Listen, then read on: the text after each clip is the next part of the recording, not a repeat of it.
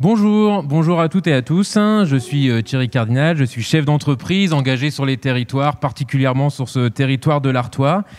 Nous sommes en direct d'un bâtiment, le bâtiment du Louvre-Lens-Vallée.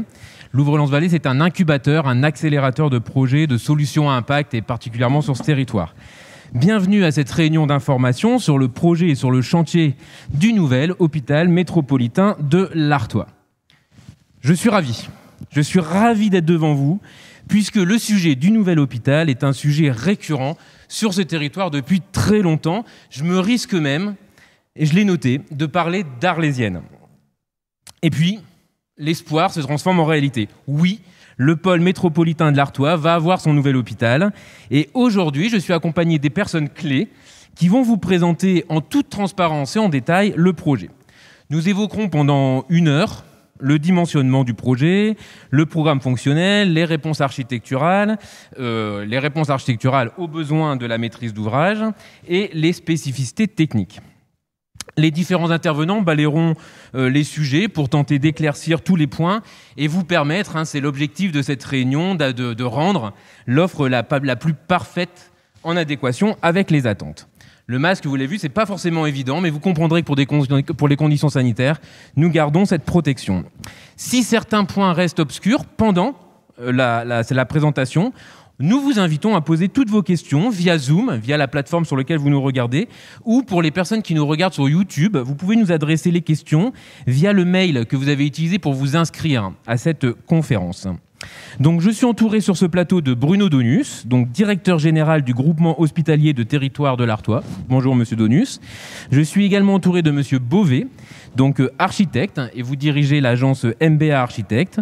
Je suis entouré de Monsieur Laurent Zaderaski, de directeur préfigurateur du projet Nouvel Hôpital Métropolitain de l'Artois. Bonjour Monsieur Zaderaski.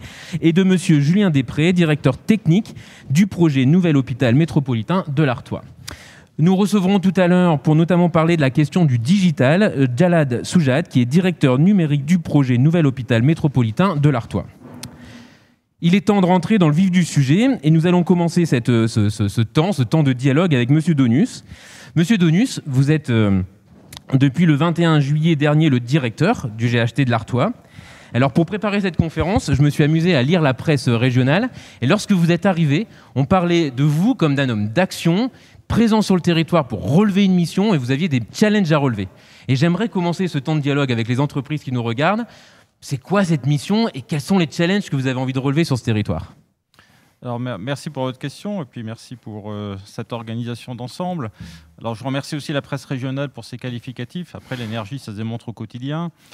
Beaucoup de directeurs d'hôpital en rêvent et moi, j'ai une chance fabuleuse, c'est que ce dont beaucoup rêvent et qu'ils ne feront jamais, moi, j'ai la chance de ne pas en avoir rêvé et d'être présent ici aujourd'hui pour construire et ouvrir ensuite le nouvel hôpital métropolitain de l'Artois, donc une mission qui va durer 4 à 5 ans.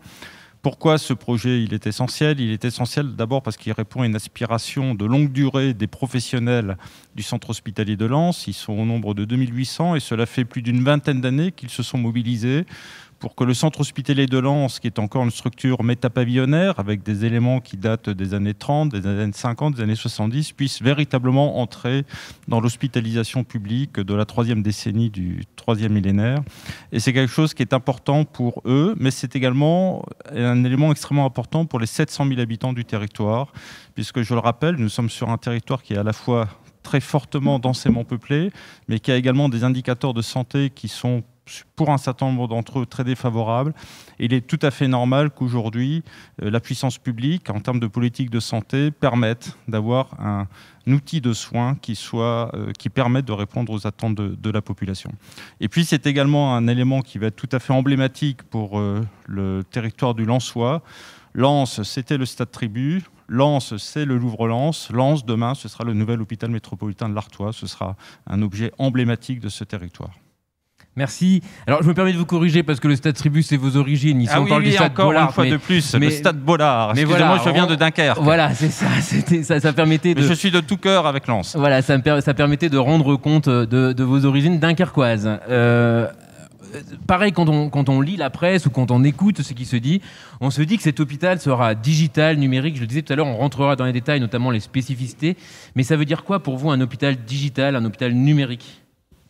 Alors, je ne sais si je peux parler de bâtiments et d'ensembles intelligents, mais ce que nous souhaitons, c'est que, à travers les technologies qui sont aujourd'hui disponibles, il y ait une facilité d'usage maximale, à la fois dans l'accueil et la prise en charge des patients et dans le travail des professionnels de santé. Donc ça passe, bien entendu, en premier lieu par l'ensemble des fonctions logistiques, les flux d'approvisionnement, à la fois la gestion des magasins, puis l'acheminement automatisé à travers des robots, des éléments qui sont nécessaires à la prise en charge des patients dans les unités de soins. C'est également, en termes de fonctions biologiques, le transport automatisé des prélèvements biologiques. Ce sera pour la pharmacie des robots qui vont permettre la dispensation nominative. Ce sera aussi en termes d'évacuation des déchets, des éléments qui vont être effectivement le plus automatisés possible.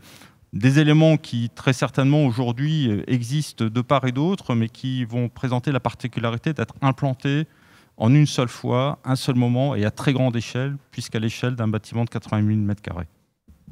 Puisqu'on parle de chiffres, vous finissez sur les chiffres, peut-être une information avant de rentrer dans le détail, mais le montant, l'investissement pour ce type de projet. Alors c'est un très bel investissement public, puisqu'on parle d'une opération qui, TTC-DTC, comme disent les spécialistes, est de l'ordre de 300 millions d'euros. Ça comprend à la fois évidemment la partie travaux, mais également la partie équipement, les honoraires, etc. Donc c'est un investissement public très important, qui est l'un des plus importants de la décennie actuelle en termes d'investissement hospitalier.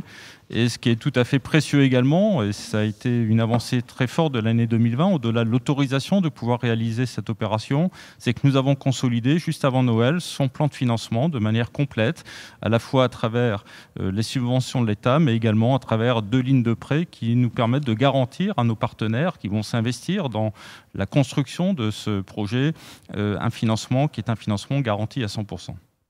Donc le financement est bouclé.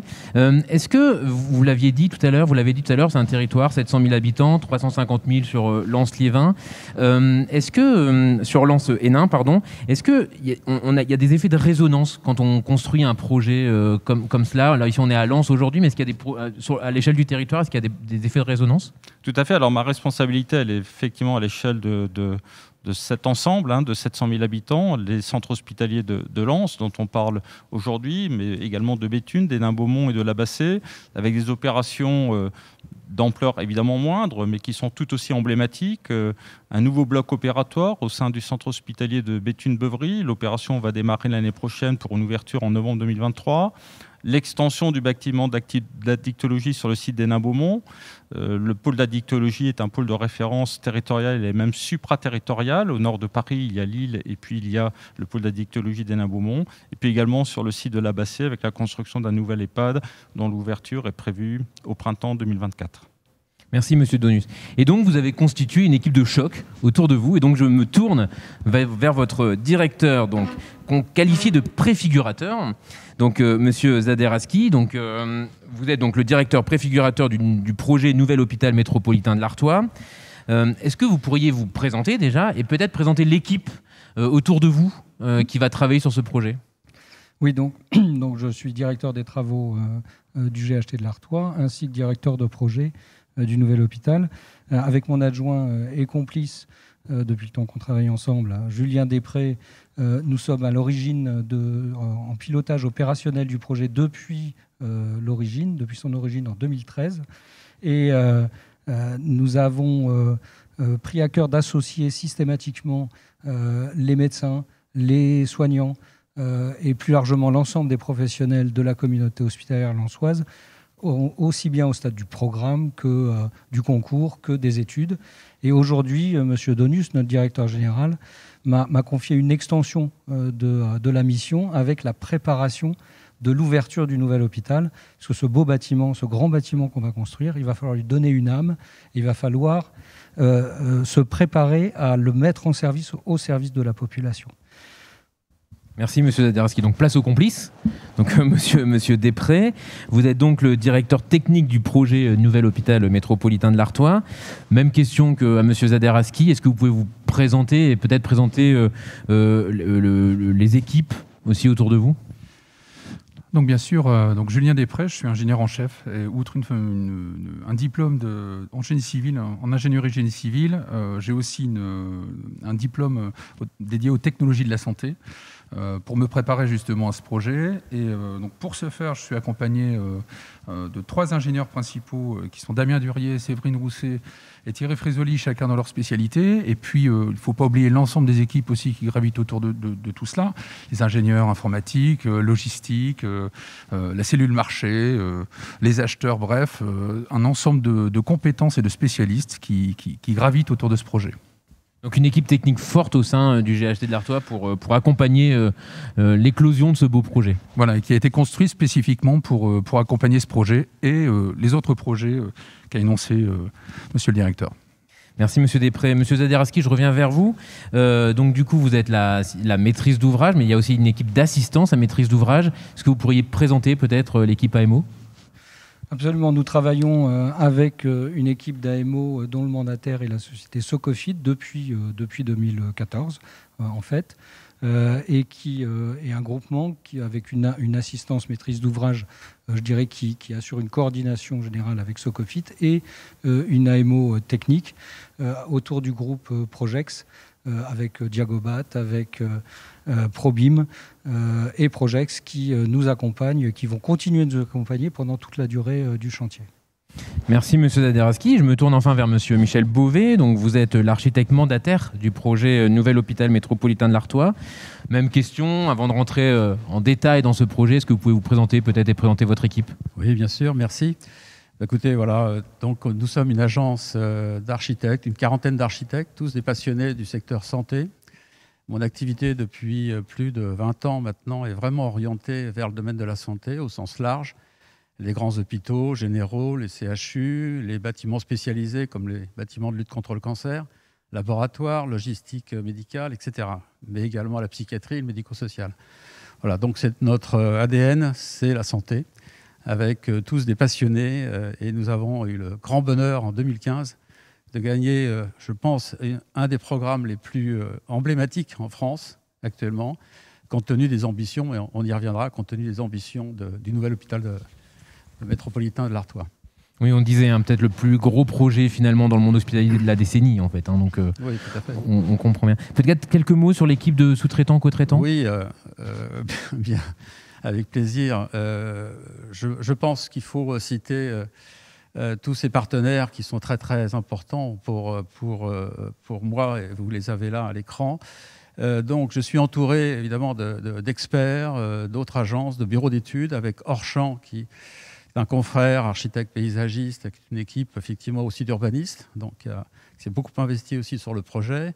Oasis, société d'ingénierie spécialisée dans le développement durable et la thermique, mais en l'occurrence pour Lens, c'est essentiellement le développement durable, en tout cas sa mission. C'était grand bureau d'études connu sur le plan national, ingénierie nationale et internationale.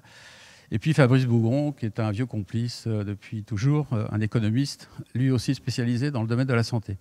Alors j'ai d'autres partenaires, je vais les citer très très rapidement, si vous me permettez, qui sont des partenaires experts, consultants, avec un consultant très connu sur les études de façade. Nous avons été, vous le verrez, je crois, très, très pointus pour les façades. Donc c'est un bureau d'études d'ingénierie spécialisé. Nous avons également Adopal, qui est une société spécialisée dans la transitique et surtout tout ce qui est logistique et essentiellement santé pour les grands hôpitaux. Leaderhealth, qui est un spécialiste du digital ou de l'hôpital numérique, si on peut l'exprimer ainsi. Et puis un acousticien, des ingénieurs, autres. La liste serait un peu longue. J'en profite pour dire que je serai entouré prochainement aussi d'autres partenaires très importants du fait que le maître d'ouvrage m'a confié la mission du pilotage de l'opération, c'est ce qu'on appelle, et les entrepreneurs savent très bien ce que je veux dire, OPC, ordonnancement, pilotage, coordination, avec une société qui sera régionale. Je suis en train de mettre ça au point, et ainsi qu'un confrère régional qui sera amené à m'aider, à m'assister dans la direction des travaux. Merci Monsieur Beauvais. Monsieur Zaderaski, je me tourne vers vous. Je propose qu'on entre maintenant de plein pied dans ce projet. On a voulu commencer cette présentation du projet peut-être par l'expression des attentes, des besoins du client, de la maîtrise d'ouvrage. Est-ce que vous pourriez peut-être nous expliquer en fait ce que vous attendez de ce projet ? Alors le programme que nous avions défini il y a quelques années aboutit à la création d'un bâtiment que Michel Beauvais présentera tout à l'heure, de 80 000 m² de surface dans œuvre, qui permet d'accueillir 571 lits et places en médecine, en chirurgie, en obstétrique, en pédiatrie, dont 452 lits de conventionnels et 119 places d'hôpital de jour. Parmi les lits conventionnels, il y a une part importante, donc il y a plus d'une centaine de lits qui sont des lits de soins critiques, en réanimation, en soins intensifs, en surveillance continue, donc avec une technique importante, notamment en matière de traitement d'air. Je pense que les entreprises comprendront cette référence. Le plateau technique aussi est un plateau technique important, puisqu'on a un bloc opératoire de 12 salles polyvalentes, plus de 2 salles de chirurgie cardiaque, un plateau interventionnel en cardiologie avec 5 salles, un bloc obstétrical avec 7 salles de travail et 2 salles de césarienne. Et puis, on trouve un service d'imagerie, évidemment, avec 4 salles d'IRM, 2 salles de scanner, un laboratoire complet qui va permettre de traiter plus de 45 000 B, une pharmacie qui est très automatisée. Jalal Soujad présentera un certain nombre d'aspects tout à l'heure. Et puis, bien sûr, un plateau de consultation complet qui complète le dispositif. On a également, de manière plus spécialisée, un laboratoire de procréation médicale assistée. Et puis, on accueille un centre de l'établissement français du sang au sein de ce bâtiment. Pour compléter complètement le dispositif, au niveau du bloc opératoire, on aura également une salle hybride et un scanner interventionnel. Voilà ce qu'on peut dire en gros sur les éléments de programme du bâtiment.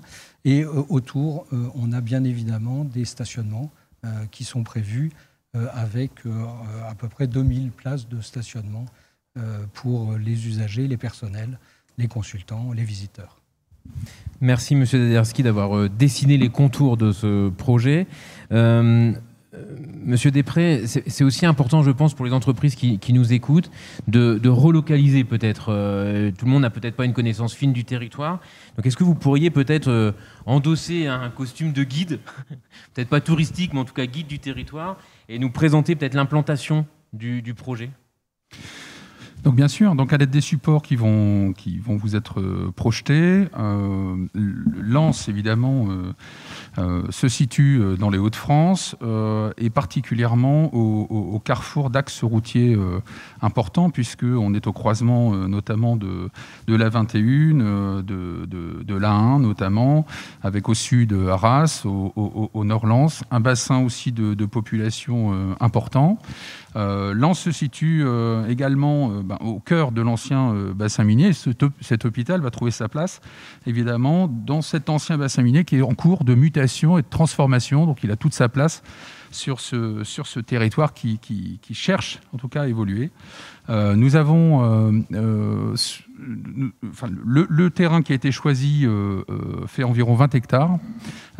Il est principalement constitué donc de terres agricoles.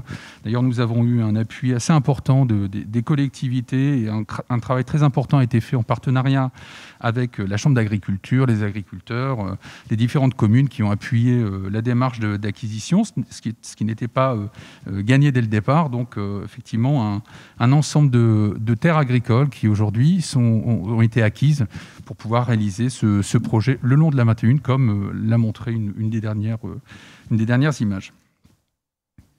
Merci. Je pense qu'il y avait une vidéo drone, non ? Donc on verra peut-être tout à l'heure, on va rentrer dans les réponses architecturales avant de passer la parole à Monsieur Beauvais. Je vous rappelle donc que vous avez la possibilité de nous poser vos questions via le chat de la plateforme Zoom ou via l'adresse utilisée pour vous inscrire. Donc je la rappelle, nhma.conf.entreprise avec un s @ch-lance.fr.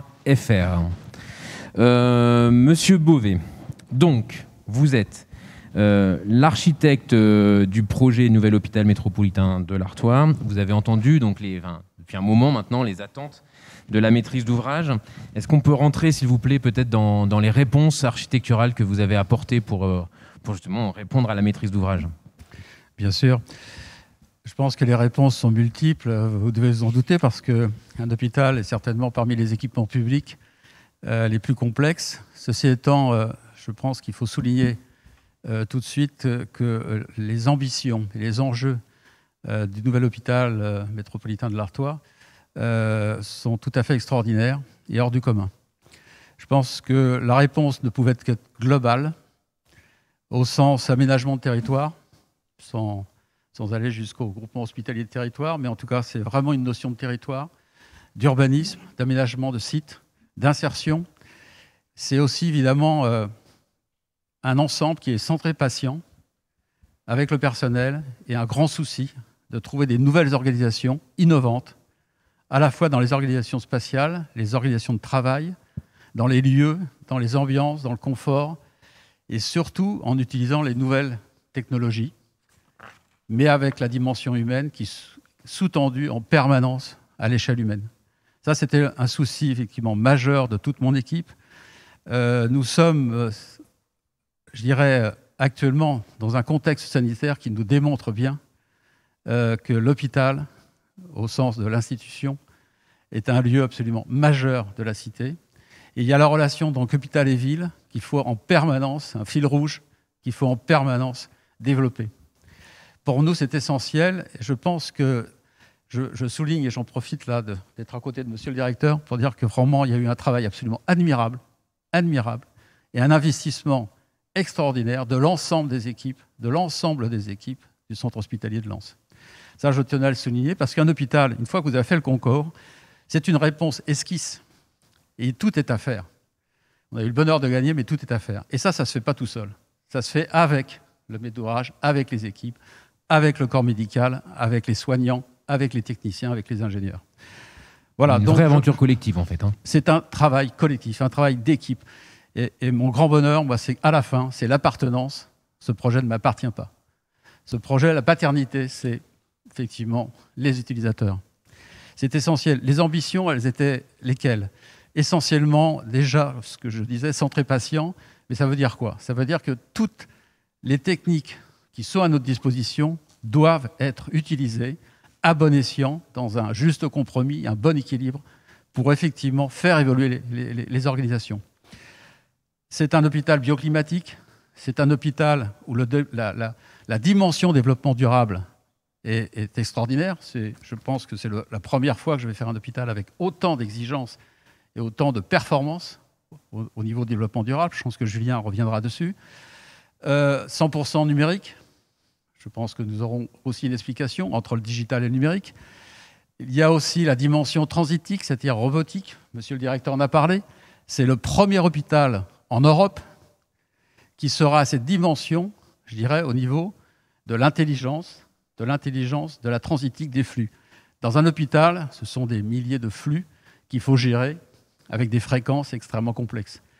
C'est l'hôpital digital, justement, le numérique, qui va nous aider à travailler avec des robots particuliers. Monsieur le directeur en a parlé. On y reviendra certainement. Voilà, toutes ces ambitions, ça a été effectivement non seulement une réponse globale, mais une réponse partagée, fortement partagée, je dirais. Voilà, donc après, il faudrait effectivement rentrer un peu plus dans les organisations, et pour montrer, je pense que ce serait bien de voir quelques images maintenant, mais il y a quelque chose que je voudrais souligner.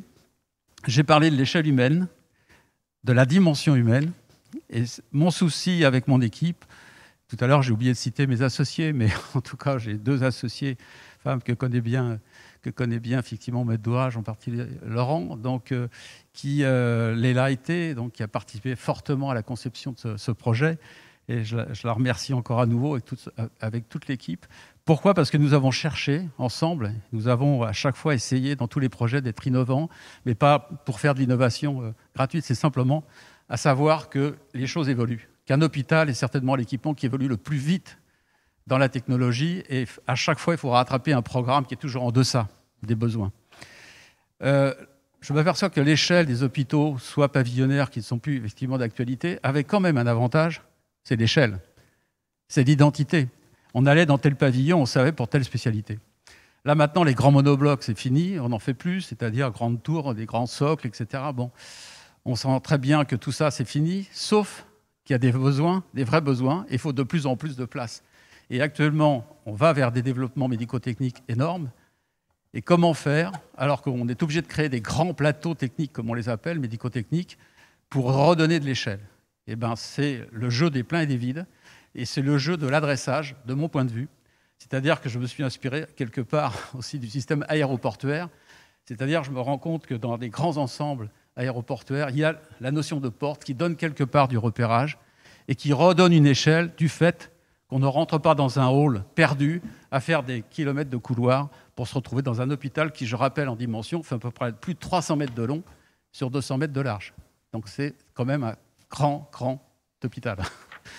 Voilà, donc je pense qu'on va avoir quelques... Oui, c'est ça, je pense qu'on va avoir quelques illustrations, notamment sur quelques spécificités techniques du projet qu'on vous laissera commenter. Voilà, je vous laisse commenter au fur et à mesure. Oui, alors bon, quelques façades. Alors les façades, alors là aussi, on rejoint à la fois l'architecture bioclimatique, l'architecture à dimension humaine, l'architecture avec des matériaux nobles. Là, ce sont des façades en bois, les matériaux biosourcés. Ce que j'ai souhaité, effectivement, c'est toutes les façades un peu emblématiques soient traitées d'une façon les plus chaude possible, avec une échelle qui redonne effectivement des dimensions.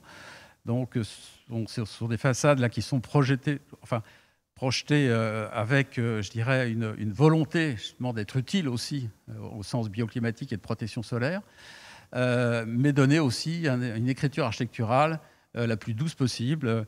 Vous avez vu sur les perspectives, bon, la grande façade en bois qui est à l'est, qui va effectivement être ondoyante, drapée. Hein, ce sont des grandes perches en bois que l'on voit là en coupe.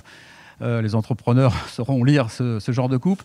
Donc c'est du bois qui est effectivement traité, hein, avec décollé sur des coursifs, ce qui donne une profondeur, ce qui va donner aussi des possibilités de passerelles pour les pompiers, c'est-à-dire qu'on va cacher des dispositifs de sécurité grâce à cette façade qui va habiller des coursives d'accès à toutes les hospitalisations, par exemple.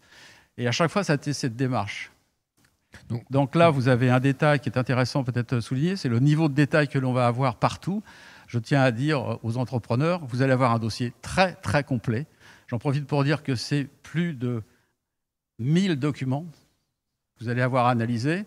Mais rassurez-vous, ce sont des documents qui sont parfaitement clairs, parfaitement détaillés, et vous allez pouvoir vous y retrouver chacun dans vos spécialités. Mais en tout cas, tout ça est parfaitement détaillé. Voilà, là, c'est un patio. Pourquoi j'ai mis un patio ? Parce que cet hôpital qui est très grand, 88 m², je peux vous dire que tous les locaux où il y a le patient, où le personnel est présent, sont éclairés naturellement. Par quoi ? Par des grands espaces interstitiels qui sont des jardins intérieurs, qui sont des patios, qui sont effectivement des espaces qui sont plantés, aménagés, comme tout le site du reste. Il y a eu je vous le disais, j'ai un paysagiste dans l'équipe, avec un grand souci de paysagement, comme on dit, avec grande qualité paysagère. Ça fait partie de la qualité hospitalière. Monsieur Beauvais, je pense savoir que vous avez aussi une vidéo sur laquelle on pourra peut-être se projeter. Oui. Peut-être qu'il y a encore quelques... Bon, là, mais je pense que Julien va en reparler quand on va avec le BIM, c'est-à-dire que pour vous montrer que la maquette BIM, évidemment, on a travaillé depuis le concours, premier concours sur le plan national fait en BIM, je tiens à le souligner. Mais en tout cas, tout le projet est sorti en BIM et je crois que Julien reviendra sur ces genres d'images. Par contre, on peut peut-être regarder le film concours, qui est assez intéressant. On va demander à la technique de lancer le film concours que vous allez pouvoir commenter. Alors évidemment, il a été un petit peu raccourci et les choses ont changé, mais en tout cas, il est intéressant parce qu'il est en couleur. Il va vous montrer effectivement l'état d'esprit et surtout l'écriture architecturale. Là, on voit le grand plateau technique qui fait à peu près 250 mètres de long, rien que le plateau technique. La cour logistique qui est en contrebas, complètement à l'abri de la vue. Là, on est sur la façade d'urgence. Là, on est sur la façade drapée, que j'appelle la façade drapée en bois, effectivement, qui donne sur toutes ces portes qui vont desservir toutes les consultations et les explorations fonctionnelles. On y reviendra. Le grand triangle, là, c'est le bâtiment d'accueil et de l'administration, avec un hall qu'on va voir tout à l'heure en double hauteur. Je pense que la desserte a changé. Elle n'est plus là du tout. Ça, c'est l'implantation du concours. Je pense que Julien en a parlé. Là, vous allez voir, effectivement, en Parme, ce sont les hospitalisations médecine-chirurgie pour les plus grandes, et à gauche, la mère et l'enfant. Vous avez le plateau technique derrière. Tout ça, ça va très vite, excusez-moi. Donc, ensuite, là, vous voyez l'accès des urgences qui est sur le côté. Vous avez aussi les accès originaux, et ça, c'est ce qui fait l'originalité de Lens, et on en parle déjà beaucoup, c'est-à-dire c'est l'accès dédié ambulatoire, parking réservé pour chaque consultant qui a sa place réservée s'il vient en voiture, et qui arrive directement devant une porte, la spécialité concernée en exploration ou en consultation. Ça, c'est très original. Vous voyez ces portes en couleur le long de ce grand parvis latéral, avec les entrées dans les consultations, dans des halls, évidemment, d'accueil, d'attente, avec une prise en charge, non pas avec un guichet, ni avec une banque d'accueil, mais avec, effectivement, un côté très convivial et très rapproché. Là, vous avez l'entrée du personnel sur l'arrière, avec ses parkings évidemment réservés, des vestiaires centraux, mais qui sont éclairés. Vous avez un restaurant du personnel, je crois qu'on va voir peut-être après. Le personnel, à partir de ce vestiaire, se répartit dans tout le bâtiment pour arriver au cœur des unités. Voilà, là c'est le restaurant du personnel. Là, très rapidement, un petit robot agile, comme on dit, qui emprunte toutes les circulations dans tout le bâtiment. Ce sont des robots domestiques qui vont desservir l'ensemble de la logistique. Là, c'est l'entrée dans le hall d'accueil. Alors, je tiens à souligner aussi que ce hall d'accueil, on l'a voulu aussi polyvalent, c'est-à-dire culturel, social, avec de l'information, des expositions. Ce n'est pas simplement un hall d'orientation. C'est bien plus que ça. Il y a un centre du savoir. Évidemment, il y a du tertiaire, mais c'est un hall qui sera très soigné. Là, c'est l'entrée des visiteurs vers les hospitalisations pour ne pas croiser les flux. Donc là aussi, il y a une entrée indépendante pour tous les visiteurs qui vont aller dans les hospitalisations pour aller voir leurs patients en famille. Voilà, une vue crépuscule pour voir ensuite l'aube se lever. Il y a déjà beaucoup de monde, vous voyez, sur le parvis. Ça va être très fréquenté. Donc, voilà. Voilà, donc ça, c'était le film du concours. Et on peut peut-être voir juste dans la suite, là, si la régie veut bien, le projet, mais là en maquette numérique. Qui serait effectivement intéressant parce que pour voir je ne sais pas si vous l'avez prévu maintenant ou c'est peut-être. Alors on ne l'a pas prévu maintenant. Je vais me tourner vers Monsieur Després pour poser la question. Finalement, Monsieur Després, Monsieur Beauvais vous lance la balle. Et donc moi je passe les plats.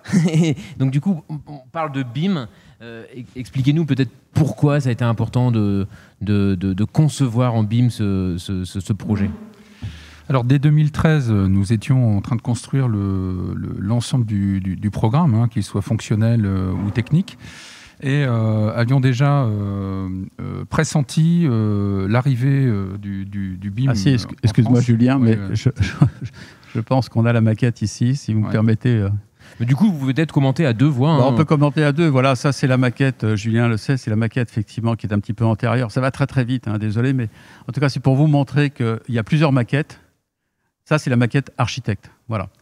Et ça vous donne effectivement le niveau d'élaboration de ce projet que Julien va effectivement commenter par rapport à comment il a été géré en BIM. Voilà. Donc, on tenait à vous montrer cette animation, qui est un peu rapide, certes, mais en tout cas, il y a 5000 et quelques locaux qui sont dessinés tous en détail avec leurs équipements à la prise de courant près. C'est-à-dire la maquette archi, là.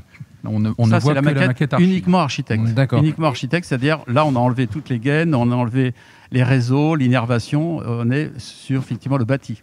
Et donc quand vous dites, Monsieur Després, que c'est la maquette archi, ça veut dire que véritablement le BIM est prévu de la conception, on le voit bien là, jusque finalement la maintenance du bâtiment. Oui, complètement, puisque pour reprendre ce que j'indiquais sur le programme, en 2014 est apparu le plan de transition numérique du bâtiment, avec une poussée très forte pour développer les projets en BIM.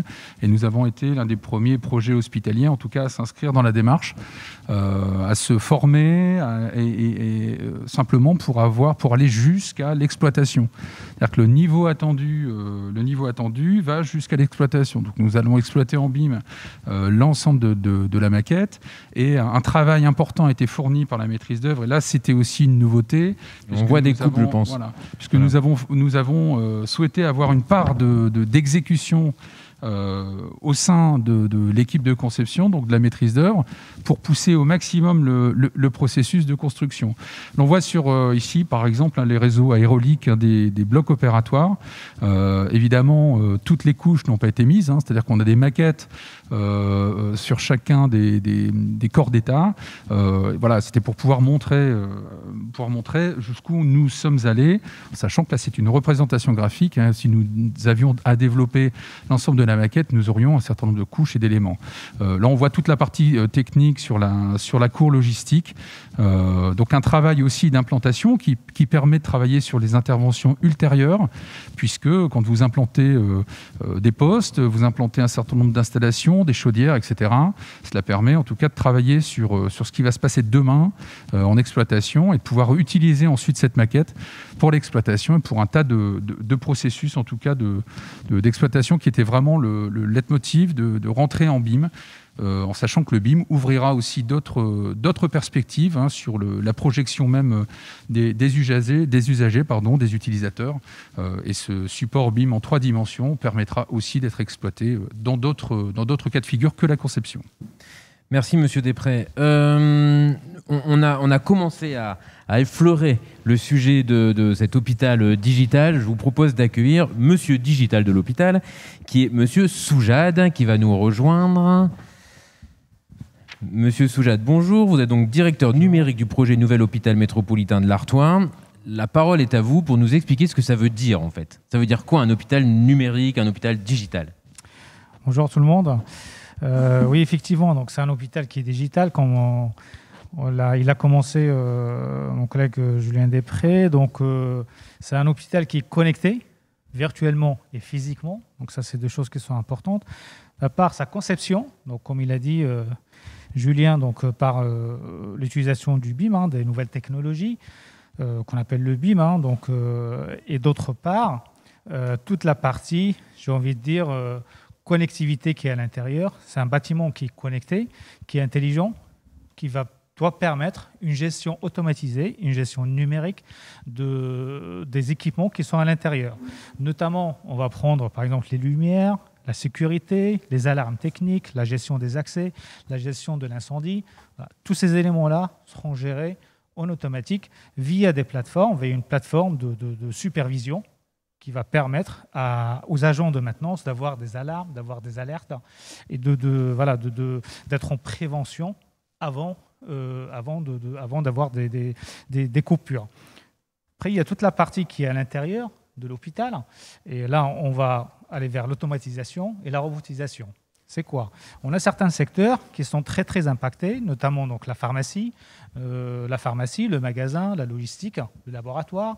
Donc, la pharmacie, par la mise en place des automates qui sont pour la distribution des médicaments, la préparation et distribution des médicaments.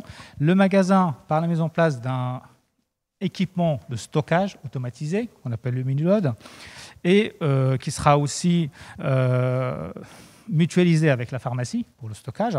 Donc, si on vient des stockages qui sont un peu des gros stockages, comme chez les gros distributeurs, comme Amazon ou d'autres gros distributeurs.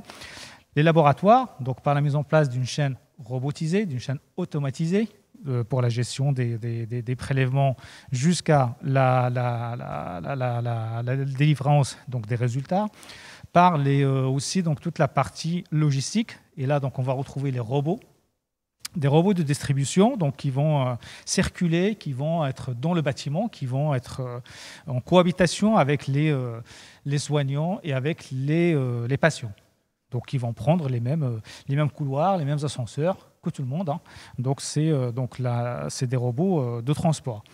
Il y a aussi d'autres équipements qui vont être mis en place, par exemple au niveau du bloc opératoire, qui va être aussi connecté, un laboratoire dernière génération, la connexion des appareils biomédicaux aussi, donc tous les appareils biomédicaux.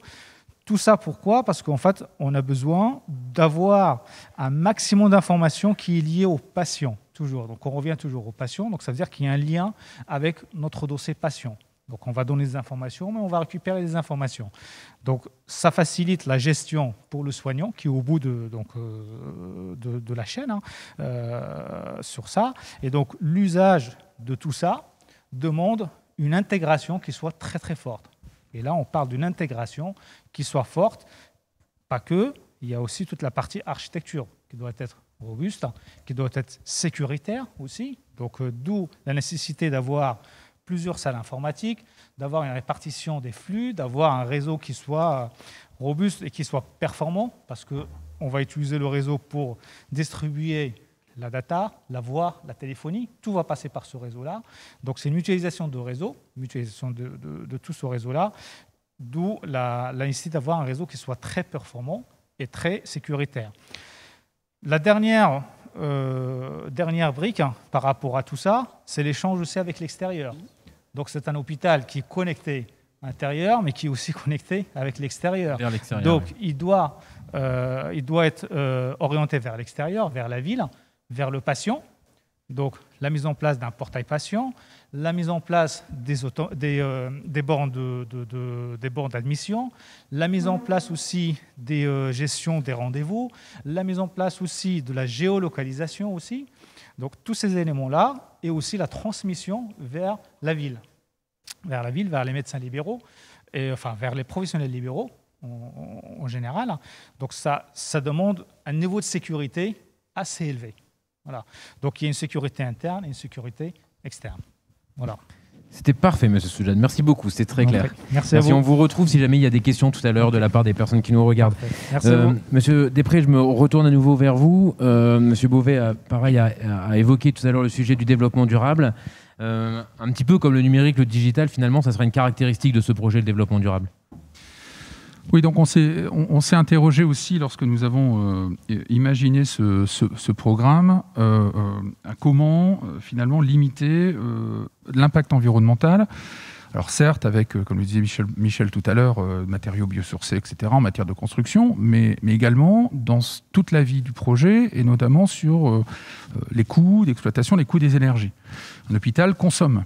Obligatoirement, il consomme. Centrale de ventilation, etc. Donc même si on a de l'amélioration de performance au travers des différents produits, on a effectivement un impact important sur nos coûts d'exploitation. Donc il fallait pouvoir maîtriser cela. Donc on a imaginé un mix énergétique qui est composé d'un certain nombre d'éléments, comme le montre ce graphique, et avec un élément important qui est l'énergie fatale, c'est-à-dire que c'est l'énergie finalement qui est perdue de manière globale, qui est de manière usuelle et qui est perdue. Si on peut juste remettre le graphique, parce que j'étais en train de le commenter. Merci. Donc l'énergie fatale, et puis d'autres éléments importants. Donc ce que vous voyez au travers ce graphique, c'est qu'on a une couverture globale des besoins qui est prise en charge avec un mix énergétique, et notamment aussi le réseau de chauffage urbain qui va nous servir de secours, d'appoint, mais également, on le voit sur ce graphe, pour 6% pour l'eau chaude sanitaire. Il faut savoir que nous avons pris aussi des mesures conservatoires pour l'installation de panneaux photovoltaïques en toiture. Donc ça aussi, on imagine l'après-livraison. Le bâtiment doit être évolutif, doit être agile. Et par rapport à la RT 2012, donc la réglementation thermique 2012, à laquelle nous sommes soumis encore aujourd'hui, elle est en cours d'évolution, mais nous sommes encore soumis, nous avons des performances, comme vous le voyez, les besoins bioclimatiques, par exemple, par rapport à cette règle, nous sommes à moins 30%, ce qui est extrêmement important, c'est-à-dire que pour la prochaine réglementation, ce bâtiment, en tout cas, sera très performant, et sur les consommations en énergie primaire, c'est pareil, on est bien en dessous des règles. Alors, pour pouvoir arriver à cela, au-delà du mix énergétique, c'est aussi... sur les performances du bâtiment, c'est un gros travail sur l'étanchéité à l'air, c'est des menuiseries performantes, c'est un certain nombre de composantes qui vont nous permettre de... Et puis une innovation aussi qui concerne la gestion des eaux, puisque très peu d'hôpitaux en France se sont lancés dans cette gestion des eaux par phytostation, c'est-à-dire qu'on ne va pas se rejeter au réseau, mais on va traiter nos propres effluents de bâtiments. Avec des exemples comme c'est repris sur cet élément. Donc ça aussi, c'est une nouveauté et ça contribue à faire en sorte que l'hôpital ne soit pas le pollueur du secteur parce qu'il envoie ses effluents de labo, ses effluents tout court finalement au réseau et laisse la collectivité gérer cela. C'est une responsabilité de construire et c'est encore plus une responsabilité dans ce contexte de développement durable et nécessité de prendre ses responsabilités. Et cet hôpital prend aussi ses responsabilités de la manière constructive, mais aussi sur ce qu'il va générer en matière de déchets. Merci Monsieur Després, on comprend bien cette notion d'acteur de territoire qui prend ses responsabilités, c'était tout à fait clair. Et tout à l'heure, dans l'explication de l'hôpital numérique, on a bien compris aussi de dire que cet hôpital n'était pas numérique à l'intérieur, mais aussi tourné vers le territoire. On va rester avec vous, Monsieur Després. Juste peut-être rappeler aux personnes qui nous regardent qu'une dernière fois, après, il sera trop tard, de dire vous pouvez, pendant que vous recevez ce type d'informations, nous poser toutes vos questions via le chat de Zoom ou via l'adresse internet qui vous a permis de vous inscrire. Et on me dit, Monsieur Després, que la vidéo drone de tout à l'heure est prête, et donc vous allez pouvoir peut-être la commenter, ce qui nous permettra après d'introduire le sujet de on en est où aujourd'hui. Mais peut-être commencer par cette vidéo drone. Bien sûr, oui. Donc nous avons une vue globale du terrain, donc des 20 hectares concernés, avec un certain nombre de sujets que j'aborderai juste après, mais une voie de déviation qui a été réalisée. On voit bien l'A21 sur le fond, c'est un peu comme Michel, ça va vite, hein. Pas le temps de tourner la tête.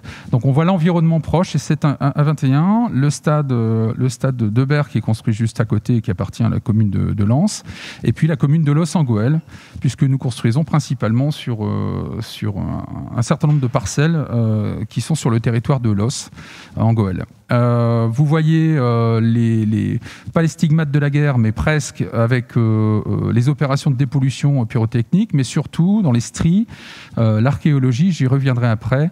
Donc un certain nombre de travaux préparatoires qui ont été réalisés, l'accessibilité qui aujourd'hui est prête, puisque les dispositions ont été prises pour faire en sorte que le chantier ne soit pas une nuisance pour les riverains et que l'on puisse accéder directement depuis les bretelles de sortie. Voilà, donc c'est une implantation et un certain nombre de travaux préalables sur lesquels je reviendrai après qui aujourd'hui permettent de s'engager dans la consultation des entreprises pour pouvoir construire cet établissement. Mais continuons donc du coup sur les opérations préalables. Où en est-on aujourd'hui en fait ?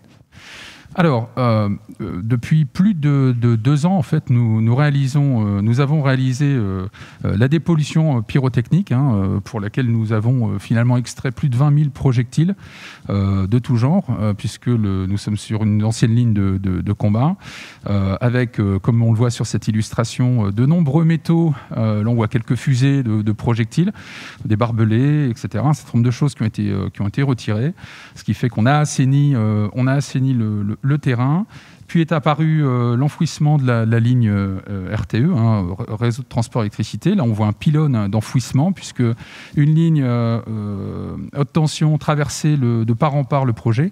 Donc, il a été nécessaire en lien avec les équipes d'RTE. Ça nous a pris presque 1 an et demi entre les études et la mise en œuvre pour pouvoir enfouir cette ligne qui était une artère principale d'ailleurs de la région, donc il faut quand même le signaler. Donc quelques travaux préalables un peu complexes quand même. Déjà une prouesse technique en fait. Hein. Oui, enfin bon, c'est surtout RTE qui le fait, mais ce ne sont pas des choses auxquelles les ingénieurs hospitaliers sont habitués. Voilà.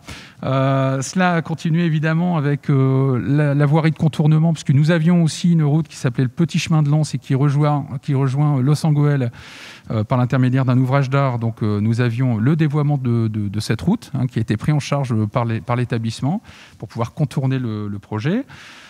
Quelques bricoles comme ce réseau d'adduction d'eau qui est aussi une artère importante d'alimentation des communes avoisinantes, avec une partie de l'équipe technique d'ailleurs qu'on voit sur ces photos. Donc, ce qui a permis aussi, quand nous avons dévoyé ces réseaux d'adduction d'eau, de pouvoir préparer. Vous voyez ce petit bout de tuyau là permettra d'alimenter d'un côté, puisqu'on est alimenté toujours de 2 secteurs différents, permettra d'alimenter en fait le nouvel hôpital. Donc, toutes les attentes ont été réalisées.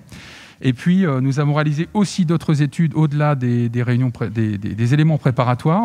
La découverte, vous le voyez sur la photo de droite, de cavités liées à la Première Guerre mondiale, donc sable de guerre, qui a nécessité, avant d'aller plus loin sur la photo, qui a nécessité donc de faire des études de microgravimétrie, qui a permis de recenser les cavités. Et puis, nous avons pris la décision de réaliser plus de 1000 sondages au droit des pieux, puisque le bâtiment sera construit sur pieux, et de réaliser des sondages au droit des pieux. Donc, on voit plusieurs appareils de sondage, là, au droit de chaque pieu. Ça a duré plusieurs mois aussi pour avoir un rapport complet et finalement se sécuriser sur les éléments constructifs, puisque vous savez que nos sols, et notamment les sols de la région, en région parisienne, c'est encore différent, mais en tout cas dans la région, on a parfois quelques surprises. On a voulu se garantir, se prémunir de cela.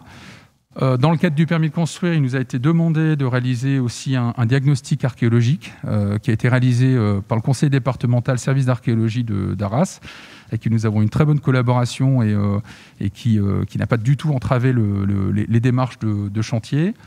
Et puis enfin, les ouvrages d'accessibilité évoqués tout à l'heure et qui ont pris forme et qui ont été inaugurés en décembre avec une nouvelle bretelle de sortie et puis l'accès à plusieurs giratoires dont les 2 que l'on voit sur le nord ont été pris en charge par le conseil départemental et puis le reste par la communauté d'agglo Lens-Liévin et le centre hospitalier, notamment pour la bretelle de sortie et ce giratoire que vous voyez, sachant que sur la gauche, vous aurez l'entrée sur le site du nouvel hôpital avec nos 2 terrils de Los Angeles en second plan.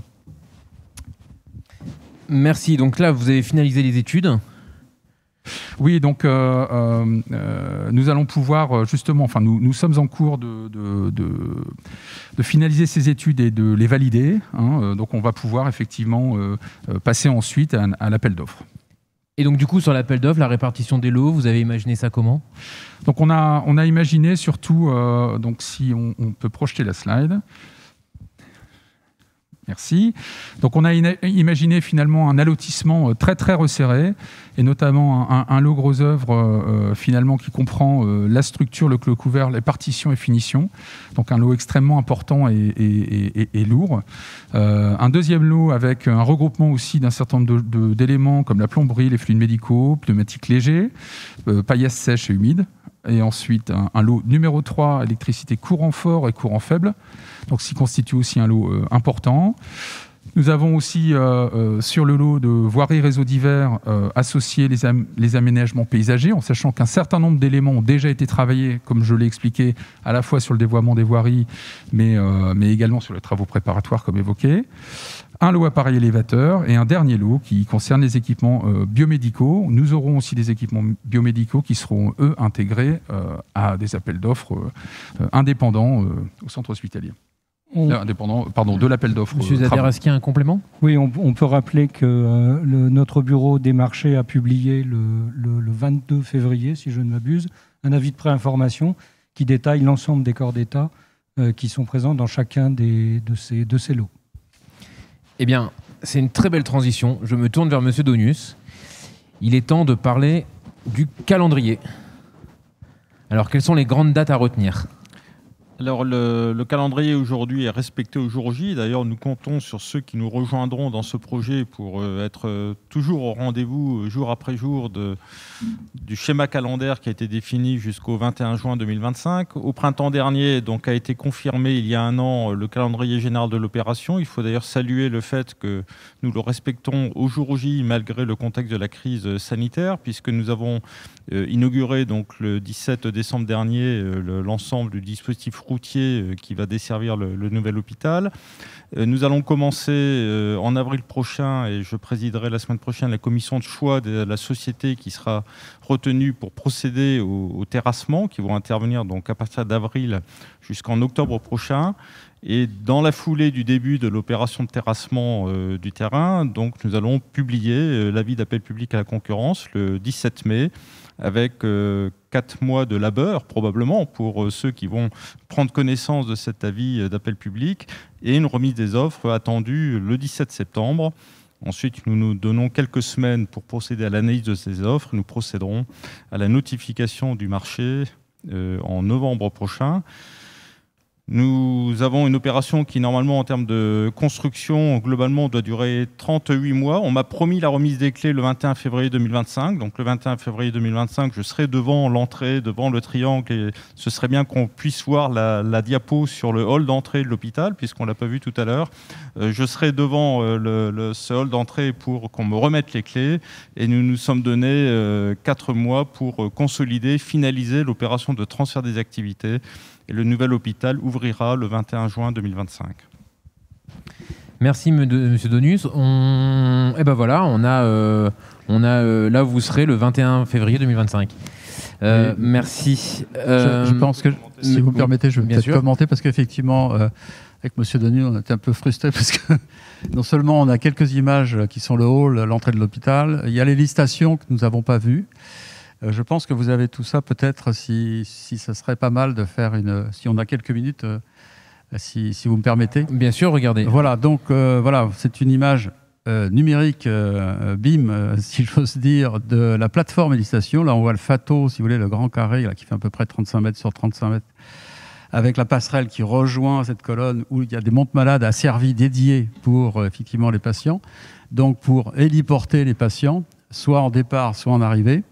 Voilà, donc c'est un dispositif très très important pour cet hôpital, effectivement majeur pour le territoire. Voilà, donc on a une autre vue, et cette plateforme, évidemment, qui a été calculée avec la DRAC pour être tout à fait pertinente, passe très largement au-dessus de toutes les installations techniques. Donc elle est sur, si j'ose dire, des échasses, des structures qui sont les plus fines possibles pour les plus gracieuses, les plus élégantes possibles, mais pour supporter cette grande plateforme. Voilà, on a quelques autres images. Là, j'en profite pour vous montrer qu'il y a quand même ces terrasses, et Julien en a parlé, très chargées en technique. Donc ça, c'est une étude qui a été très poussée, parce qu'il y a des installations qui sont protégées, il y en a qui sont enfermées, il y en a qui sont outdoor, comme on dit, c'est-à-dire qui sont à l'air libre. Donc tout ça a été étudié. Il y a des accompagnements, cette hélicistation, etc.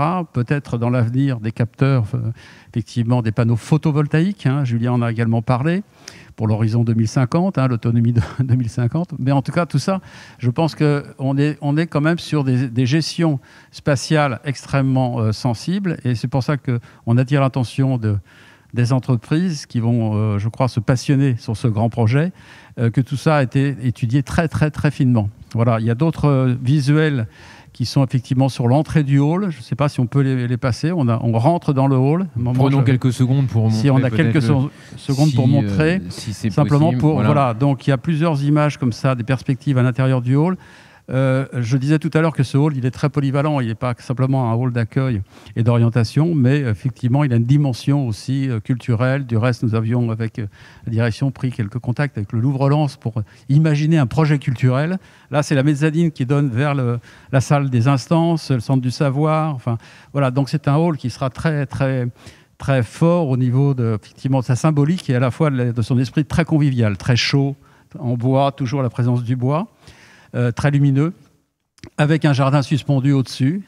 C'est un hall double hauteur, avec un jardin suspendu qui donnera effectivement sur la partie, on va dire, tertiaire de cet hôpital. On revoit effectivement l'entrée en transparence, on voit le hall. Voilà, donc il y a donc un lot d'agencement dans le lot numéro 1, macro-lot, un lot d'agencement très intéressant, très important. Et tout ça a été détaillé. Il y a quelques images, si vous les retrouvez, qui sont aussi pour montrer une ou deux sur les accueils des consultations. Vous verrez qu'on a eu, avec le maître d'ouvrage, beaucoup de réflexion sur la façon de gérer la prise en charge des patients de façon la plus douce possible. Si vous ne les retrouvez pas, c'est pas très, très important. Mais en tout cas, le lot agencement fait partie, si vous voulez, des lots de second œuvre importants. Voilà, c'est simplement le message que je voulais faire passer. Vous pouvez garder la parole. J'ai une question pour vous, Monsieur Beauvais, tout de suite. Voilà, excusez-moi. En tout cas, je voulais vous remercier tous les quatre parce que voilà, on a les visuels que vous évoquiez il y a quelques secondes. Je voulais vous remercier parce que on a forcément un timing à respecter que vous avez respecté à la minute. Je vous en remercie. C'est un sujet passionnant et donc du coup. C'est pas toujours facile de canaliser les prises de parole, mais je vous en remercie. Nous allons passer à la séquence de questions-réponses. Monsieur Beauvais, vous pouvez garder la parole. La première question est pour vous. On aimerait des précisions, Monsieur Beauvais, sur le bureau d'études façade et aussi, est-ce que vous pouvez détailler peut-être un peu plus les façades? Je ne sais pas si c'est possible pour vous. Oui, bien sûr. Alors, le bureau d'études, c'est VSA, Van Santen Associés. C'est un grand bureau d'études international qui travaille sur tous les grands projets internationaux. Donc c'est une ingénierie, bureau d'études techniques des façades.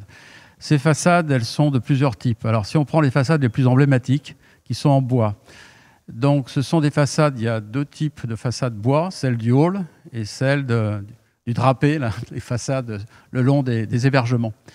C'est du pin traité avec un traitement type Accoya, je pense que c'est des entreprises qui sauront. Voilà, je ne vais pas m'étendre. C'est du pin Radiata. Une essence, bon, c'est effectivement, on a vu tout ça avec les spécialistes, ou pain sylvestre, traité, autoclave. Et c'est fixé, ces grandes lames, si vous voulez, qui sont légèrement biseautées, sont en lamellé collé, pour éviter tout effet de tuilage, de déformation, fixées sur des ossatures, effectivement métalliques galvanisées, qui reprennent des coursives pour les pompiers, des coursives de sécurité. Voilà, donc ça, c'est les façades, on va dire, spéciales, un peu emblématiques. La façade du hall est encore une belle prouesse de structure, contreventée, qui se contrevente naturellement, comme une grande échelle, qui est mise horizontalement, et qui reprend le jardin suspendu et qui protège le hall.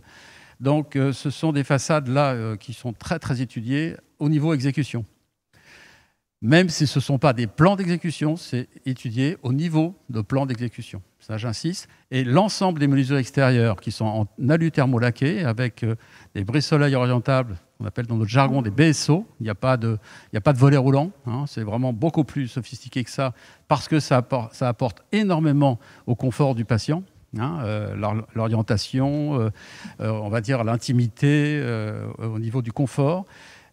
Tous ces détails sont parfaitement dessinés avec des albums vraiment très, très poussés. Voilà. L'ensemble des entreprises, c'est un peu ce qui va se passer pour tous les lots. C'est-à-dire ce que nous avons souhaité avec le maître d'ouvrage. Il nous a donné une mission élargie pour qu'on puisse vous donner un maximum de documents. En réalité, le message que je voudrais faire passer, c'est un projet très important avec, je vous dis, plus de 1000 documents, un millier de documents. Mais en réalité, ils sont faciles à analyser. Ils sont très poussés et l'étude ne va pas être si complexe que ça. Vous aurez beaucoup d'éléments pour y répondre. Et il y a des guides. À la fois, évidemment, il y aura les maquettes numériques qui seront à disposition dans un deuxième temps, qui pourront faire du guide. Mais rien que les dossiers classiques, je dirais, sur le plan graphique et écrit, sont extrêmement détaillés, très poussés. Merci, Monsieur Beauvais. Monsieur Zaderaski, une question pour vous. Je pense qu'il y avait une question sur le BIM, mais je pense que Monsieur Després y a répondu tout à l'heure. Monsieur Zaderaski, une question. Est-ce que ce projet accueillera une cuisine centrale et un restaurant pour le personnel hospitalier ? Alors, en matière de restauration des patients, nous avons déjà évolué depuis un petit peu moins d'un an vers un système de restauration basé fortement sur la 5e gamme, en allant vraiment jusqu'au bout, le plat principal étant un plat surgelé, complet, préparé et qu'on achète tel quel. Dans le cadre du nouvel hôpital, donc effectivement, on a une cuisine, mais c'est plus une cuisine relais qu'une cuisine centrale, il n'y aura pas de préparation. Ça nous permet une souplesse dans la réponse apportée aux patients en matière de restauration. C'est-à-dire qu'on aura des stocks d'une 50aine de plats et que les patients pourront choisir eux-mêmes savoir ce qu'ils souhaitent manger pendant les quelques jours qu'ils passent au sein de l'hôpital.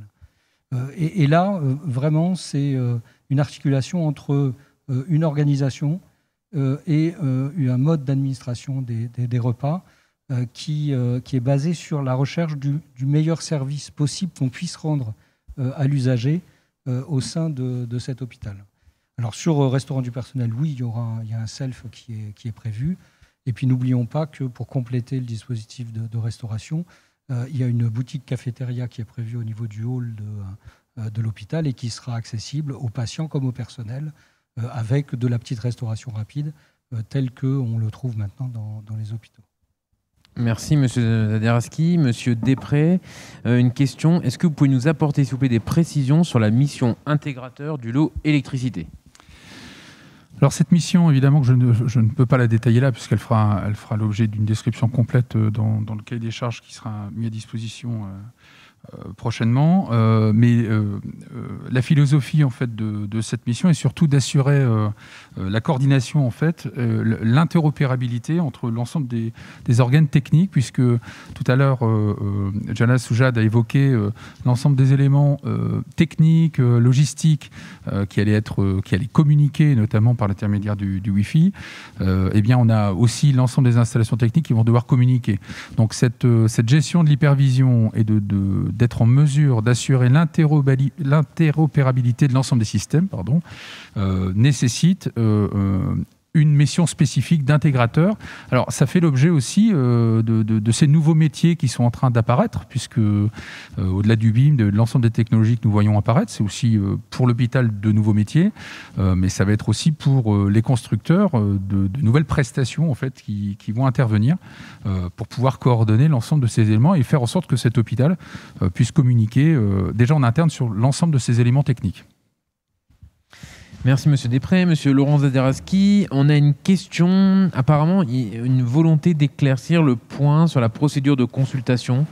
Est-ce que c'est possible d'en dire quelques mots de plus ? Alors, je comprends tout à fait l'impatience des entreprises qui veulent savoir comment la procédure va se dérouler, quels seront les éléments qu'on va retrouver dans le règlement de consultation ou dans le cahier des charges administratives. On est actuellement en train de travailler à ces documents avec notre bureau marché, avec la maîtrise d'œuvre. Vous le découvrirez, les entreprises le découvriront dans le cadre du dossier de consultation qui va être publié, qui va être remis aux entreprises à partir donc du 17 mai, une fois qu'on aura publié l'avis d'appel à la concurrence. Donc la réponse, c'est rendez-vous le 17 mai. Rendez-vous le 17 mai. Voilà. Alors, est-ce qu'il y a encore des questions ? Il y en a une qu'on va découvrir, qui sera pour vous, Monsieur Després. En tout cas, en attendant la question, on se rend bien compte quand même de l'ampleur de ce projet. Enfin, on sent que c'est un projet qui est ancré sur son territoire, qui a été prévu pour et en dehors du territoire. Les connexions avec le territoire sont bien marquées. On se rend compte du côté un peu gigantesque quand on entend M. Soujad nous parler numérique, développement durable, les façades, enfin, le travail qui a été fait architecturalement pour préparer les dossiers. On se rend compte en fait en vous écoutant de l'ampleur. Enfin, c'est une cathédrale pour ce territoire.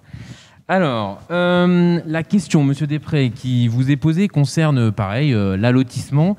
Vous avez le droit de répondre rendez-vous le 17 mai ou autre chose. Donc, certaines entreprises souhaitent répondre une partie unique du lot. Est-ce que c'est possible ?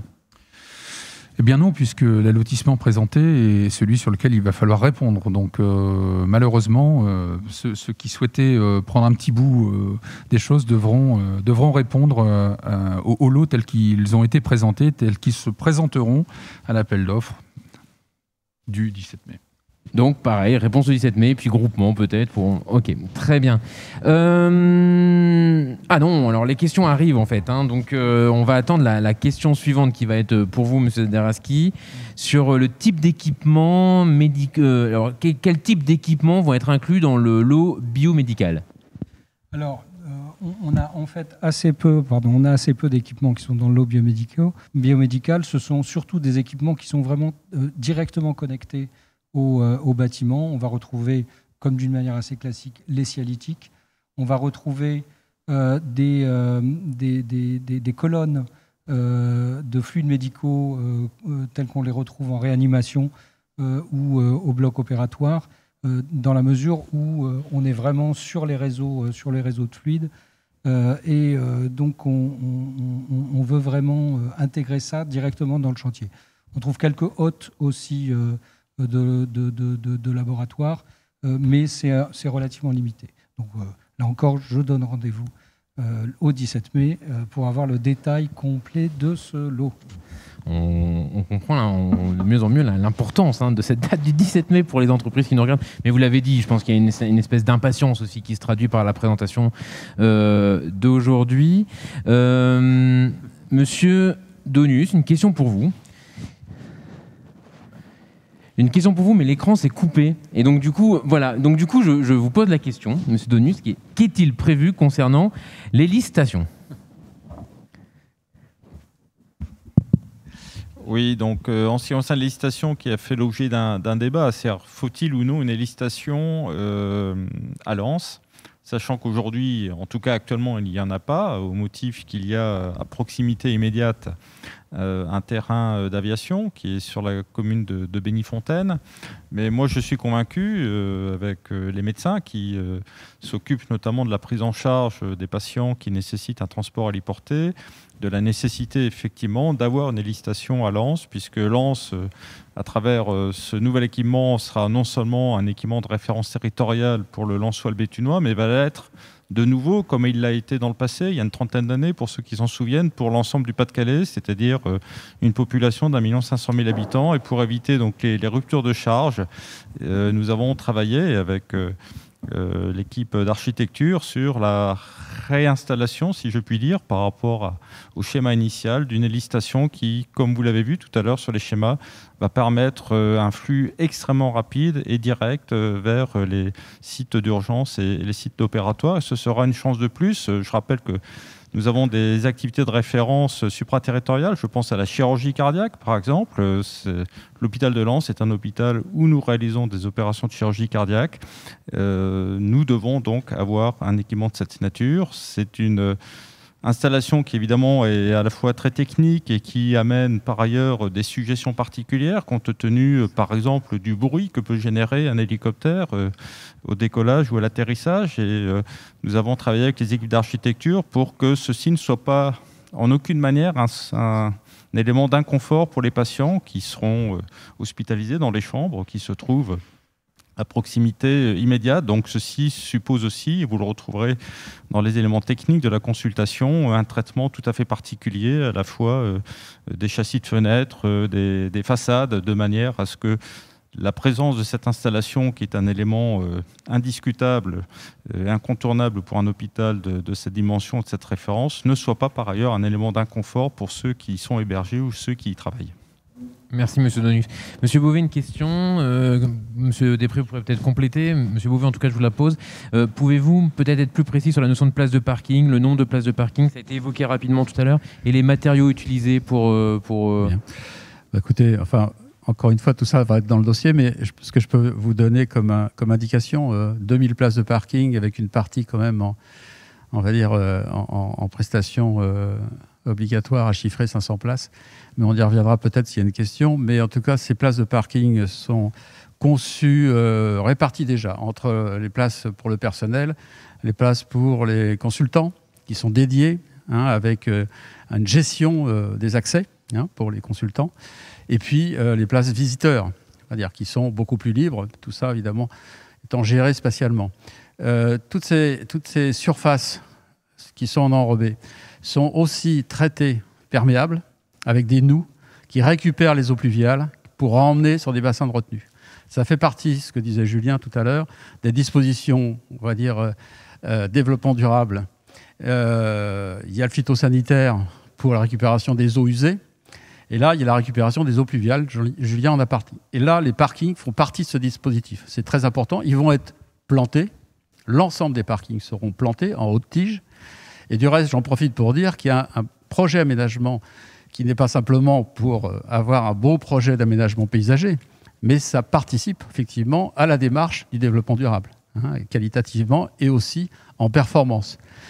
Je me permets d'avoir une question pour simplement aussi rajouter quelque chose, si vous me permettez, parce que par rapport aux questions sur l'allotissement et sur est-ce que je peux prendre un petit bout de l'eau, c'est pas qu'on veut ségréger comme ça les choses. C'est un grand hôpital de cette nature ou de cette complexité, on ne peut pas faire des petits bouts. Déjà. Et donc, on a essayé d'avoir effectivement un allotissement le plus performant, le plus pertinent possible, sans tomber dans l'entreprise générale. On n'a pas voulu d'entreprise générale. Donc, peut-être que certains vont dire, voilà, c'est quand même aussi garanti de... C'est un choix stratégique, politique, réfléchi. C'est pas pour autant, en ce qui me concerne, en tant que mandataire de toute l'équipe de maîtrise d'œuvre, que j'attends pas de la part des entreprises du partenariat. J'attends du partenariat, c'est-à-dire que cet hôpital, au même titre que nous l'avons fait avec le personnel, que nous l'avons fait avec l'ensemble des équipes, cet hôpital, on le fera avec les entreprises. Ça, pour moi, c'est essentiel. C'est-à-dire qu'on n'est pas là, j'irais, dans un système classique, avec voilà, le cahier des charges, vous le respectez. Bien sûr, c'est contractuel, et il y a des objectifs, et il y a des exigences à respecter. Ceci étant, l'état d'esprit, la façon dont nous allons être organisés, et si le maître d'ouvrage m'a confié le pilotage dans le cadre d'une organisation de maîtrise d'œuvre d'exécution, ça participe à ça. Et ça participe fortement à ça. Et l'équipe de maîtrise d'ouvrage va être également, au plan opérationnel, très équipée. Il y aura un conducteur d'opération. Il y a effectivement l'assistant maître d'ouvrage. Et puis, il y a la maîtrise d'œuvre au sens large, c'est-à-dire avec cette mission qui complète complètement le dispositif. Et ça, c'est très important parce qu'on constate trop dans les évolutions des procédures actuelles, entre les conceptions et réalisations, entre les projets qui sont faits d'une manière classique, on va dire, sur concours d'architecture, qu'on appelle projet loi MOP. Voilà, ça veut dire maîtrise d'ouvrage public. Ils sont tous maîtrise d'ouvrage public, certes. Mais là, dans une procédure, effectivement, où on est vraiment très, très rapproché entre le maître d'ouvrage, mais aussi avec les entreprises. Vous voyez, donc, c'est pas parce que nous ne sommes pas effectivement sur de l'entreprise générale ou sur du corps d'État séparé que ça empêche le partenariat. Ça me semble essentiel de le dire sur le plan de la philosophie, de la façon dont nous souhaitons travailler. Oui, vous le redites, vous l'avez dit tout à l'heure, c'est vraiment une aventure collective, quoi. On ressent vraiment cette notion de collectif. Tout à fait. À travers vos propos. Monsieur Després, deux questions. Est-ce que ce projet est en BIM pour toutes les entreprises, y compris VRD ? Alors bien sûr, je comprends l'objet de cette question, mais la précision est importante sur le fait que, comme le disait monsieur le directeur général tout à l'heure, nous allons attribuer prochainement toute la partie de terrassement anticipé. Habituellement, ces terrassements sont inclus dans le lot voirie réseau divers. Donc évidemment, sur cette partie qui va être en consultation prochainement sur les voiries réseau divers, on lit bien réseau. Dans VRD, il y a réseau. Et les réseaux doivent être implantés par rapport à la maquette numérique. Donc oui, il y aura du BIM pour la partie VRD. Évidemment, pour chacun des lots, les attentes seront spécifiées pour le BIM. C'est-à-dire que nous indiquerons pour chaque lot ce qui est attendu et quel niveau de rendu est attendu. Notamment, ce lot comprend aussi les espaces verts. J'ai un peu de mal à imaginer que nous fassions du BIM, de la modélisation 3D sur de l'espace vert. Donc obligatoirement, oui, il y aura du BIM sur la partie réseau. Merci. Autre question sur le nombre d'ascenseurs. Est-ce que vous connaissez le nombre d'ascenseurs ? Alors le nombre d'ascenseurs, alors je n'ai pas trop de peine à trouver le chiffre, est de 34 appareils élévateurs. C'est un sujet, je fais une petite parenthèse aussi là-dessus, puisque tout à l'heure nous parlions il y avait une question sur le lot intégrateur. C'est typiquement, lorsque Jalal Soujad parlait du robot intelligent et agile qui circule au sein de l'établissement, l'interopérabilité d'un robot qui circule et d'un ascenseur doit être géré et quelqu'un doit le coordonner. Donc c'est typiquement l'exemple de ce que pourrait être amené à gérer l'intégrateur. Donc c'est comment faire en sorte que ces deux machines puissent communiquer. Donc ça c'est un point important et ça répond aussi à cette notion d'intégrateur qui est attendue. Merci Monsieur Després. Je pense qu'on a fini pour la séquence de questions-réponses. C'est le mot de conclusion, Monsieur Donius. Vous avez délivré beaucoup d'informations. On a commencé par le fait que vous étiez un homme de mission. On est le 21, donc juin 2025. Ça y est, le rêve se transforme en réalité. Vous l'imaginez comment ce moment ? Alors déjà, je vais me lever parce que la question est importante et le moment est solennel. Le 21 juin 2025, donc il est 6 h du matin et le soleil est en train de se lever et commence à éclairer la façade qui a été traitée de manière tout à fait bellissime, je dirais, par l'architecte qui dessert donc les consultations et le rang d'hospitalisation. Puis ensuite, le soleil va continuer à se lever et va commencer à éclairer le hall d'accueil. Ce sont plusieurs centaines de personnes, il est 6 h du matin, qui seront présentes pour accueillir le premier patient. Ça fait des semaines, des mois et sur certains aspects des années que ces professionnels se préparent à ce moment et donc il y aura forcément de l'excitation, de l'enthousiasme, un peu d'appréhension, c'est normal, et puis probablement du soulagement de voir que tout ce qui a été imaginé fonctionne et que ce qui fonctionne va permettre de garantir des soins de la plus haute qualité possible. Vraiment un hôpital de référence qui sera au 2e rang régional après les CHU de Lille et d'Amiens. À la fois une réponse aux besoins de santé de la population et puis un outil de travail qui est attendu depuis des années, j'allais dire au moins 2 dizaines d'années. Il nous reste, je crois, 1566 jours ou 1562 jours, le temps passe. 1562 jours entre aujourd'hui, 12 mars 2021, et le 21 juin 2025. Nous avons encore beaucoup de travail à réaliser. Le sens de l'intervention de cet après-midi, c'est de porter un premier niveau d'information à tous ceux qui ont envie d'être partie prenante de cette très belle aventure. Il y a un petit peu d'impatience, évidemment, par rapport à ce qui sera dans les documents de consultation le 17 mai prochain. Les équipes auront 4 mois pour travailler, répondre d'ici le 17 septembre 2021.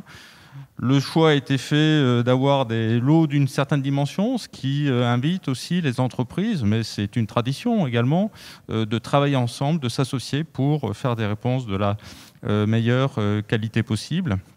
Nous aurons donc un très bel établissement. Nous avons organisé aussi une conduite de projet au sein de l'hôpital qui va associer un maximum de professionnels de l'hôpital, mais également autant que possible l'ensemble des acteurs du territoire, puisque nous avons créé également un comité des partenaires présidé par Thierry Daubresse, le président du conseil de surveillance du centre hospitalier. Évidemment, la situation de crise sanitaire n'est pas propice à des rassemblements qui permettent de valoriser le travail qui est en train de se faire. Nous aurons une démarche de communication extrêmement intensive, à la fois en interne, mais vis-à-vis de l'ensemble du territoire, pour que chacune et chacun des habitants du territoire s'approprie ce nouvel objet hospitalier qui sera à leur disposition en 2025 et qui leur permettra d'avoir des soins de la plus grande qualité possible. Merci, Monsieur Donus. Merci à toutes et à tous. Merci au Louvre-Lens Vallée de nous avoir accueillis pour cette réunion de présentation. Merci à vous, merci aux entreprises qui ont suivi cette réunion d'information. Alors je ne sais pas vous, mais moi j'ai hâte de vieillir. J'ai hâte d'être aussi ce 21 juin 2025, hâte de voir comment cet ouvrage majestueux aura transformé en profondeur le territoire. À bientôt. Rendez-vous donc le 17 mai, vous l'avez noté, c'est une date importante. Et merci Monsieur Beauvais, merci à vous d'avoir été là. Et donc à bientôt et bonne chance pour vos réponses. Au revoir.